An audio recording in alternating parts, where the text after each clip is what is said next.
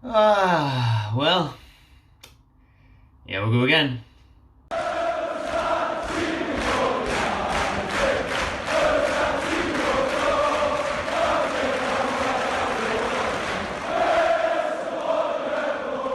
Buongiorno everyone, another day and another manager is in talks with Newcastle United. Now I'm going to be a bit preserved on this one and focus more so on Eddie Howe's past and what he can bring to the job, and is he the right man for the job, rather than he's definitely going to be here any minute now. And even though, according to Sky Sports and Keith Downey, he's in the car park again, he's outside St James's Park again, he sees he's in advanced talks, he's about to meet Amanda Staveley face to face. Not getting carried away over. Not doing this again. Not fooling me again after the other day with Unai Emery. So, I mean, it is looking that way. It is going to be Eddie Howe, pretty much. But after the other day and after everything else that's happened, we're just gonna focus on Eddie Howe. We're not gonna say it's done. We're just gonna say, who is Eddie Howe? Is he the right man for the job? Look at these stats. Look at his career. Just briefly look at that and let me know in the comments what you think of Eddie Howe. I touched on it a little bit yesterday in the Unai Emery rejects Newcastle video, so check that out if you haven't seen it already. But Eddie Howe looks to be the man to be replacing Steve Bruce. It's obviously easier to do it than Unai Emery, no buyout clause or anything. Eddie Howe is a free man, he's a free agent, has been for a good part of 15 months now after leaving Bournemouth, getting them relegated. Oh, I'll not say that again. But he did keep them up for 5 years before that, so, you know. Came close to joining Celtic in the summer, but turned them down at the last minute. Bet yourself that happened today? Probably not. I mean, he's not going to get a bigger job in Newcastle United, is he? Especially with the project and the money that's going to be at hand. Very mixed bag on social media, though. Well, not very mixed, actually. More negative on the appointment of Eddie Howe, the looming appointment of Eddie Howe to Newcastle. I think it's probably because of the Unai Emery news that it seems like a bit of a downer, and that's what I said as well. If you had said a few months ago would have Eddie Howe instead of Steve Bruce, I'd be loving it, because I'd take anyone over Steve Bruce. It can't be any worse. But after nearly getting Unai Emery and the links of even like Paulo Fonseca and Lucien Favre, you'd think of them as a bit more established, competing in European Champions Leagues and things like that. So, ooh, a lot of people are a bit like, no, not Eddie Howe, no relegation and all that.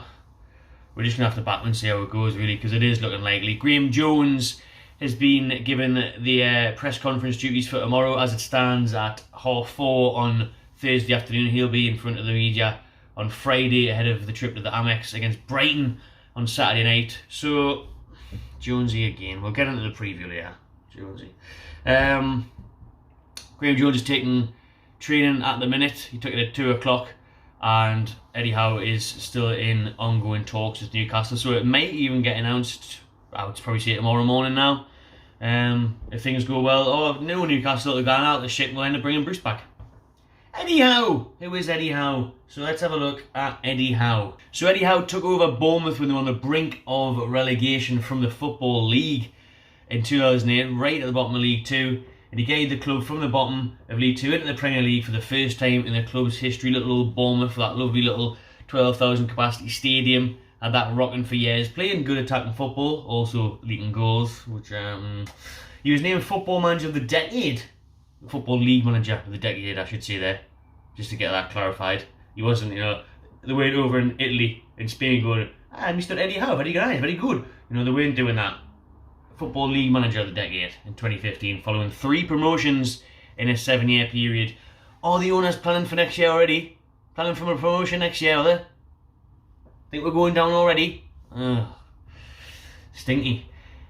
Howe, who was a defender and spent most of his playing time in Bournemouth, coming up through the youth system, spent 8 years with the club before returning for a second 3-year spell in his career. And then he finished his playing career at Bournemouth, started his managerial career at Bournemouth. Absolutely loves it down there in Bournemouth. Oh, someone has told him that it's bloody miles away from Bournemouth. I'm down here in Southampton, not far from Bournemouth. And just to let you know, Eddie, it's an absolute mission getting back over to Newcastle. Pretty much 6 hours on the train. So I hope they're paying you well, the new owners. I'm sure they will. You can sell the flight up there. You can get a flight for about 100 quid. Takes about an hour. I'm sure you'll be doing that every day. Plenty of money. He had a brief spell as manager at Burnley, and then he returned to Bournemouth. Can't get away from it. Can't get away from Bournemouth. Loves it there. Home street home. 11-2 further promotions in 3 seasons, taking them to the top of the division of English football, Premier League. Survived the Premier League for 5 seasons before suffering relegation at Championship in 2020. He resigned as manager of Bournemouth at the club's relegation. At the time of his departure, Howe was the longest serving manager in the Premier League. So after being the youth coach, he then got a caretaker job. Even though his 2 games in charge were away defeats, he was hired as the permanent manager in January 2009 and brought the club out of the relegation zone despite a 17-point deficit. So the new owners obviously might be targeting that, but a bit of a difference in standards and quality in the Premier League to League 2. Still a good thing to do though, you know what I mean? Still an impressive feat that. At the start of the 09-10 season, Howe won 8 out of 9 games, a club record. Championship club Peterborough approached Howe to replace Darren Ferguson, but Howe rejected their approach. Then he got the promotions, even through transfers and embargoes. I'm not just going to read everything out. He's been approached by several clubs in 2011, knocked them back before becoming Burnley manager after the club agreed a compensation deal, but we already know he went back to Bournemouth after that, as it didn't work out for him at Burnley, citing personal reasons for his departure. And we're back at the cherries. He loves the bite of the cherry. He fucking loves cherries, does Eddie Howe. In October 2012, he rejoined former club Bournemouth, won the League One Manager of the Month. Oh, I don't need to go into absolutely everything like. April 2015 was the year things started heating up for Howe's career as he got promotion to the Premier League.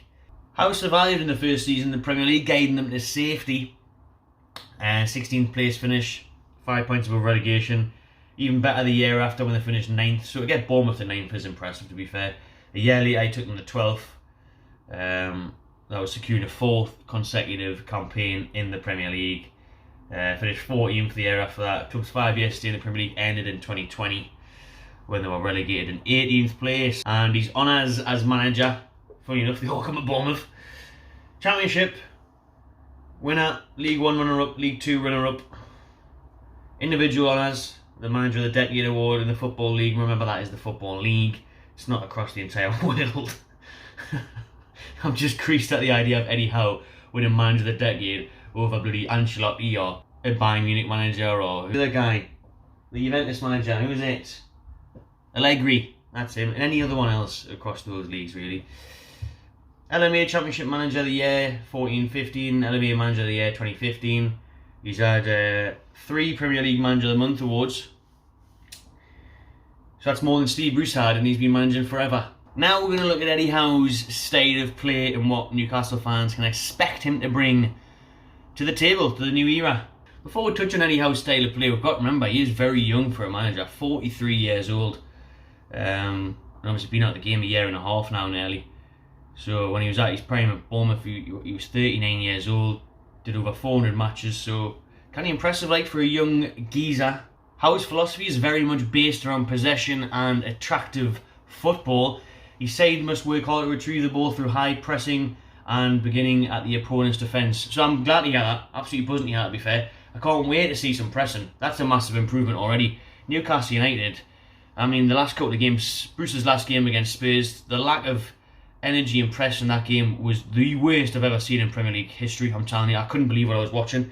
If you watch it back, how nobody's closing anyone down or trying, or there's no idea, there's no pressing. It's lifting to watch. It's horrific. It's unacceptable.